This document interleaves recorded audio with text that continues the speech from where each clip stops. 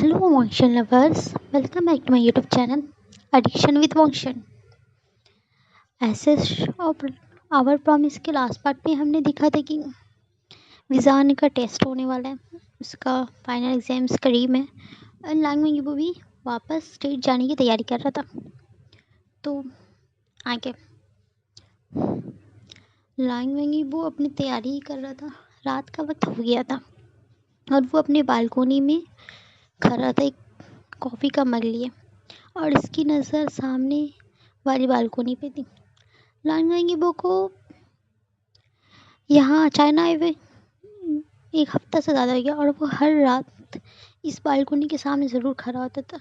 पता नहीं क्यों उसे सामने वाली बालकोनी में देखना बहुत पसंद था, या फिर यूँ कहें कि सामने वाली बालकोनी में जो शख्स हर रोज़ यहाँ आके डायरी लिखता था, लान वांगीबो को वो देखना, उसे देखना बहुत पसंद था। इसलिए लान वांगीबो हर रोज़ यहाँ इस बालकोनी को तकता रहता था। हाँ, वो सामने से तो नहीं देखता था, अपने पर्दों के पीछे से देखता था कि विजान हर रोज़ यहाँ आता है और अपने में ही मगन अपनी डायरी में पता नहीं वो क्या लिखता रहता है और इस खाली आसमान को तकता रहता है। लांग वांगीबो को पता नहीं उससे क्या अट्रैक्शन होता रहता है कि वो उसकी हर एक फेशियल फीचर को नोट करने लगता है। कैसे वो अपनी लिप्स के बीच में पेन रखता है, या फिर वो कुछ सोचते सोचते कहीं खो जाता है। उसकी वो खूबसूरत आँखें, वो फेयर स्किन एंड उसके होठों के नीचे वो छोटा सा तिल, लांग वांगीबो उसे बहुत गौर से ऑब्जर्व करने लगा था। और पता नहीं वो क्यों उसके तरफ इतना खिंचाव महसूस करता था। हाँ, ऐसा नहीं कि लांग वांगीबो कभी उसे नहीं मिला है, उनकी एक दो बार मुलाकात। शायद लांग वांगीबो को वो शख्स पसंद आने लगा था। हाँ, वो ये अपने अंदर इस बात को कंफर्म नहीं कर पा रहा था या इसे एक्सेप्ट नहीं कर पा रहा था, बस शायद लांग वांगीबो उसे पहचान वो शख्स को वो अनजान शख्स को पहचानने लगा था। उसका दिल ये उससे चाहना लगा था। किसी को चाहना दूर से कितना खूबसूरत होता है ना। हाँ, सामने वाला आपको कोई रिस्पॉन्स दे ना दे, या वो आपको आपकी फीलिंग्स रिटर्न करे ना करे, मगर आपको पूरी आज़ादी होती है उस शख्स को देखने की। उस शख्स के लिए आप जो चाहे फील कर सकते हैं। यहाँ पे कुछ देना लेने का सिस्टम नहीं है, कोई बैड फीलिंग्स। एक तरफा मोहब्बत में एक अलग ही एहसास होता है, एक अलग ही खलिश होती है। वो जज्बात ऐसे होते हैं जो सिर्फ उस बंदे के अकेले होते हैं, इसमें किसी की कोई शेयरिंग नहीं है।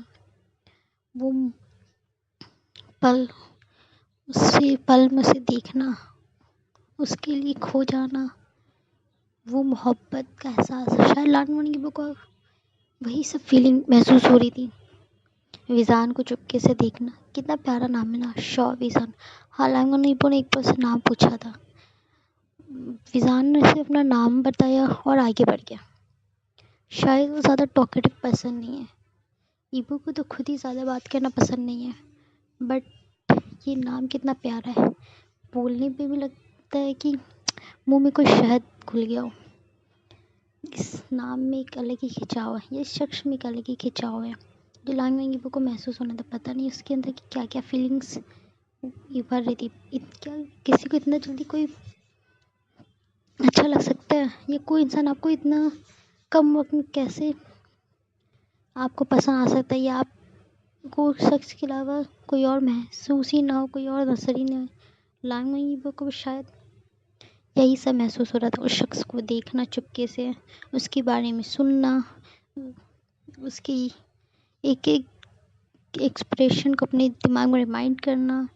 लांग वांगीबो को आजकल हर जगह जान ही नज़र आता है।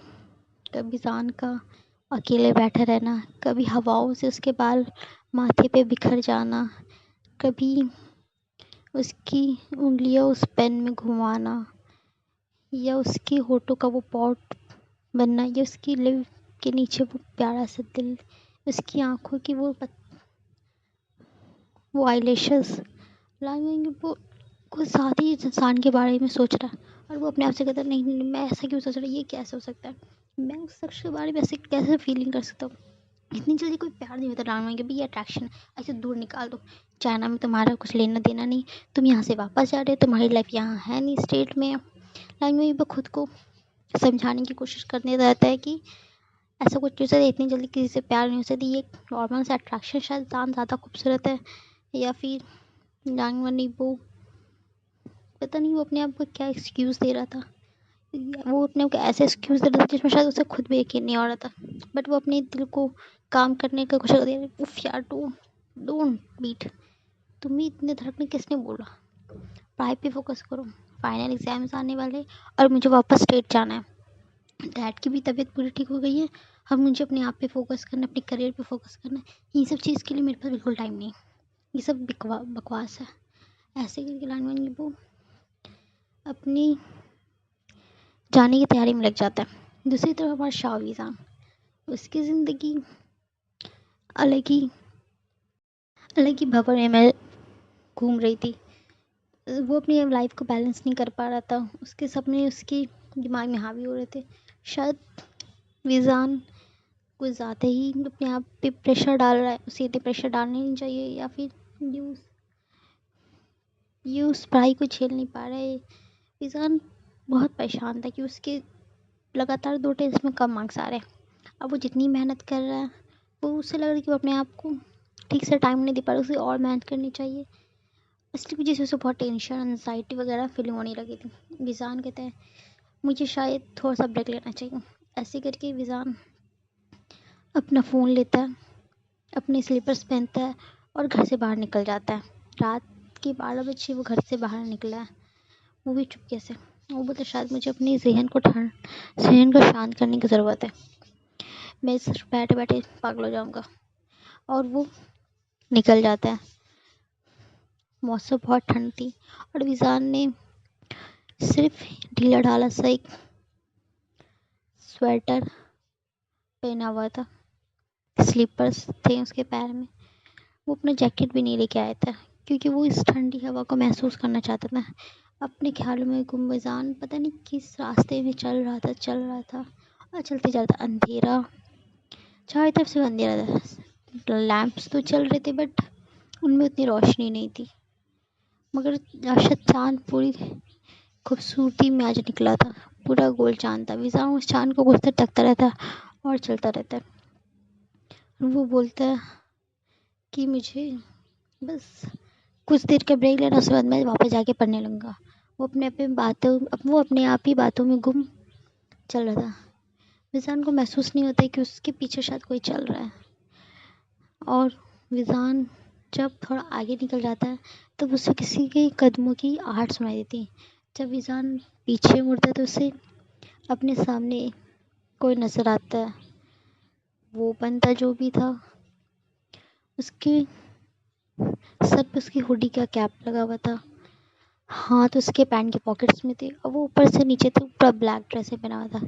विज़ान उसे देखता है, वो सोचता है कि शायद वो बंदा आगे चला जाएगा, बट वो बंदा विज़ान के साथ ही रुक जाता है। विज़ान बोलता है तुम कौन हो? वो बंदा बोलता है ईबो, वांग ईबो। विज़ान बोलता है तुम जो भी हो, तुम मेरा पीछा क्यों कर रहे हो? तब तब लानी वो बोलते क्या ये रोड तुम्हारी है? विज़ान बोलता है हाँ ये मेरी रोड नहीं, बट तुम किसी का पीछा नहीं कर सकते। ईबो बोलता है मैं तुम्हारा पीछा नहीं कर रहा, बस तुम मेरे आगे चल रहे हो। तो विज़ान बोलता है मुझे तुमसे कोई बहस नहीं है, अगर तुम्हें जाना तो आगे जाओ। तो ईबो बोलता है मुझे भी नहीं कहीं जाना, मैं यहीं रहूँगा।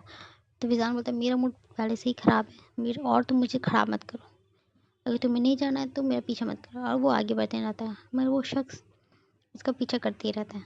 तो विज़ान फ्रस्ट्रेट होकर बोलता है क्या प्रॉब्लम है तुम्हारी, ना तुम आगे जा रहे ना तुम पीछे जा रहे, तुम मेरा पीछा क्यों कर रहे हो? ईबो बोलता है मैं तुम्हारा पीछा नहीं कर रहा। और वो दोनों चलते रहते। तभी विज़ान को पार्क देता है, वो एक पार्क, उस पार्क के अंदर चला जाता है और एक बेंच पे बैठ के इस ठंडी हवा को महसूस करने लगता है। वो यहाँ पे अपना दिमाग शांत करने आया था, बट इस शख्स की वजह से उसका दिमाग और गर्म हो गया, इसलिए वो बोल रहा है कि वो अब चल नहीं सकता, वो बैठ जाता है। शायद रात भी बहुत हो रही है, मिज़ान को ठंड भी महसूस होती है। तभी मिज़ान महसूस करते उसी के बगल में कोई आके बैठ गया। मिज़ान बोलता है, अब तुम्हारी क्या प्रॉब्लम है? ईबू बोलता है, क्या मैं यहाँ बैठ नहीं सकता?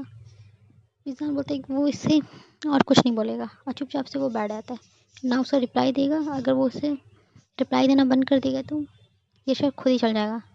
कुछ देर हो गया था, दोनों के दरमियान एक अलग ही सन्नाटा था, साइलेंस था, खामोशी अलग थी। रात का दूसरा पहर चल रहा था, मौसम में एक अलग ही ठंडक थी। तभी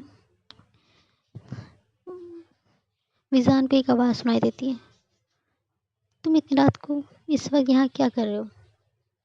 मिज़ान बोलता है, और तुम मुझसे इस सवाल पूछने वाले कौन होते हो? ऊपर से तुम भी इतनी रात में यहाँ पे क्या कर रहे हो?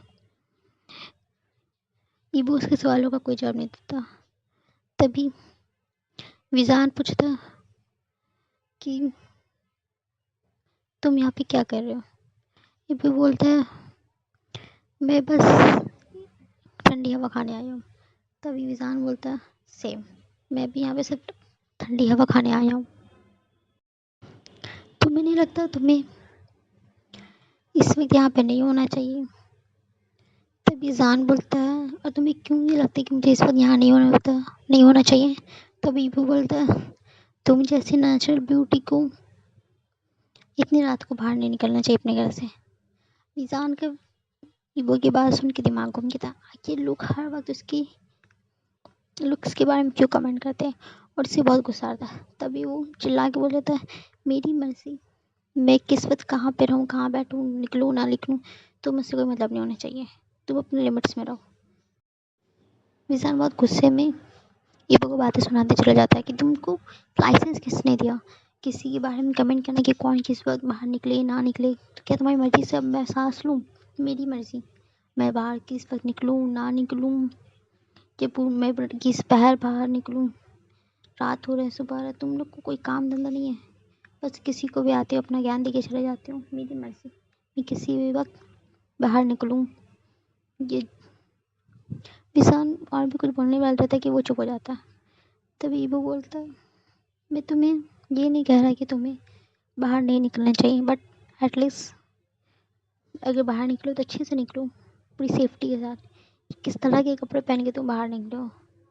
विजान का ईबो के बात सुन के दिमाग और गर्म हो गया। आखिर तुम्हारी हिम्मत कैसी हुई मेरे कपड़ों में कमेंट करने की? ईबो बोलता, मैं तुम्हारे कपड़े पे कमेंट नहीं कर रहा, मगर रात बढ़ रही और तुम इस तरीके के ढीले ढाले कपड़े पहन के बाहर निकल गए हो। तुम्हें पता नहीं कितना टेम्परेचर है अभी। विजान बोलता है, अगर तुम्हें मेरे से लेक्चर देना तो तुम यहाँ से जा सकते हो।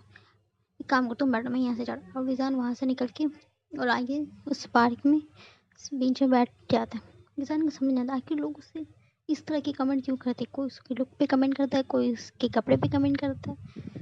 विजान का दिमाग घूम रहा था और इस अनजान शख्स को भी आज ही विजान का दिमाग खाना था। विजान अपना सर हाथ में लिए गहरी सांस ले रहा था। तभी विजान को महसूस होता है कि उसके कंधे पे कोई कपड़ा रखा हुआ। ऊपर उठ के देखते देखते कि ईबो अपनी जैकेट उसके कंधे पे रख रहा है और ईबो विजान के सामने घुटनों पे बैठ के बोलता है कि, और सर कंधे से जैकेट ठीक करते रहता है, मैं तुम्हारे कपड़ों पे कमेंट नहीं कर रहा, बट ये इनएप्रोप्रिएट है। तुम्हें अगर बाहर निकलना तो ढंग के कपड़े पहन के निकलो, और तुम जैसी नेचुरल ब्यूटी को इस वक्त निकलना भी नहीं चाहिए। आजकल का माहौल कैसा है तुम्हें पता नहीं है। ऐसे ये स्टेट नहीं है जो तुम किसी वक्त बाहर निकल जाओगे। अगर तुम अपनी थोड़ी सी केयर कर ही लोगे तो इसमें कुछ बुराई नहीं। इंसान सिर्फ ईबो को देखता रहता है। ईबो कितना खूबसूरत है, कितना हैंडसम है। फिर इसकी उम्र में तो ईबो विजान के एज का लग रहा है, मगर उसकी बातें विजान को उसके एज से ज़्यादा गहरी लग रही है। तभी विजान ईबो को देख के बोलता है कि तुम कौन हो? मैंने तुम्हें पहले यहाँ नहीं देखा। हाँ मुझे पता, मैं ज़्यादा दिन यहाँ शिफ्ट हुए नहीं आया, बट मैंने तुम्हें नहीं देखा। तभी ईबू बोलता है मैं तुम्हारा नेबर हूँ और तुम्हारी पास वाली ही मेंशन में रहता हूँ, लैंड मेंशन। तभी विजान बोलता है तुम लैंड मेंशन में रहते हो, मतलब तुम मिलिट्री फैमिली से बिलोंग करते हो। ईबू से नोट करता है।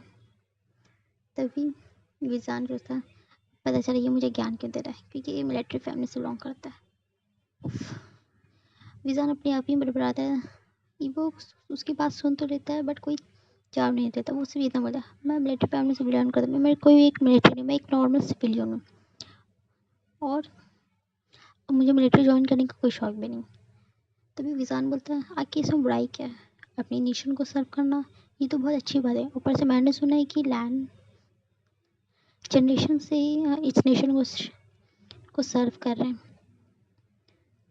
ईबू बोलता है हर किसी की अपनी ज़िंदगी है और अपनी चॉइस है और मैं बस इस माहौल में फिट नहीं होता। और बाय द वे मैं यहाँ का नहीं हूँ, मैं स्टेट का हूँ, कुछ काम के लिए आया हूँ, फिर वापस चल जाऊँगा। तभी विजान वापस उस आसमान को, उस गहरे आसमान को देखने लगता है। आज चाँद बहुत खूबसूरत है, मौसम भी आज काफ़ी अच्छा है। विजान उस मौसम को देखता रहता है। तभी ईबू जान से पूछता है तुम्हारी आंखें बहुत खूबसूरत है, तुम इसे इस चश्मे के पीछे क्यों छुपा के रखते हो? जहाँ तक मुझे देख के लग रहा है ये कोई पावर वाला चश्मा नहीं है, इसमें कोई पावर नहीं है, तुमने बस इसे ऐसे ही पहना है। तुम इस चश्मे को उतार सकते, तुम्हारी आंखें बहुत खूबसूरत है, तुम इसे इस फ्रेम के पीछे क्यों छुपाते हो? ऐसे कि ईबू उसके फ्रेम को अपने हाथ में ले लेता है और जान तो शॉक हो जाता है। जान की आंखें खूबसूरत है, ये बात इंसान को पता है कि नहीं वो नहीं जानता, बट शायद किसी ने पहली बार इसके मुंह के सामने ये कहा है कि उसकी आंखें बहुत खूबसूरत है। लोग तो सिर्फ उसकी शक्ल के बारे में कमेंट करते हैं, मगर जान की आंखें खूबसूरत है। तभी जान थोड़ा ऑकवर्ड हो जाता है और इधर उधर देखने लगता है। तभी ईबो भी उस ऑकवर्डनेस को फील करके बोलता है अच्छा तुम्हें क्या बनना पसंद है? तभी जान बोलता है कि मैं एक डॉक्टर बनना चाहता हूँ, कार्डियक सर्जन, ये मेरा सपना है। उफ, मतलब तुम बहुत पढ़ते हो, टॉपर हो गए, भाई के अलावा तुम्हारे पास कोई चीज़ का टाइम नहीं होगा। शांत सिर्फ करता, उस कोई रिप्लाई नहीं देता।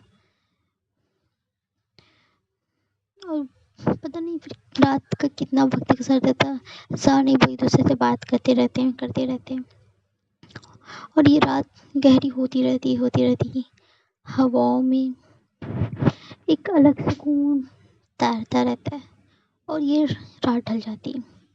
ये वो जान के आखिरी मुलाकात थी। इसके बाद वो लोग दोनों रोज़ मिलने लगे थे। जान ऐसे ही हर रोज़ सड़क में निकल जाया करता था और ये वो भी जान के पीछे निकल जाया करता था। वो लोग घंटों बैठ के उस पार्क में बात करते रहते थे।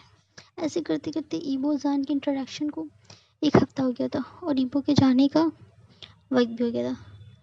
आज ईबो पार्क में थोड़ा लेट से आया था। जान जान काफ़ी देर से उसका इंतज़ार कर रहा था।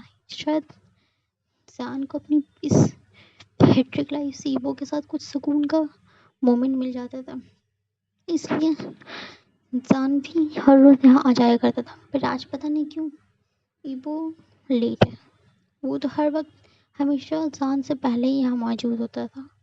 जान इसी ख्यालों में गुम था और ईबो का इंतज़ार करता रहता कि कब ईबो आएगा। काफ़ी वक्त गुजर गया और रात की ठंडक बढ़ रही है। कुछ ठंडक से इस रात में बढ़ता जा रहा है। जान को भी ठंड का एहसास होता है और बोलता आज शिट, और मैं फिर से अपना जैकेट लाना भूल गया। तो हेलो वंशी लवर, आपको कैसा लगा ये पार्ट आप मुझे ज़रूर बताइएगा। आपको ये स्टोरी कैसी लग रही है, क्या मैं इसे कंटिन्यू करूँ ना करूँ? आप प्लीज़ मुझे कमेंट में को सब्सक्राइब भी कर दीजिएगा। तब अब हम लोग मिलते हैं नेक्स्ट पार्ट में, तब तक के लिए बाय बाय।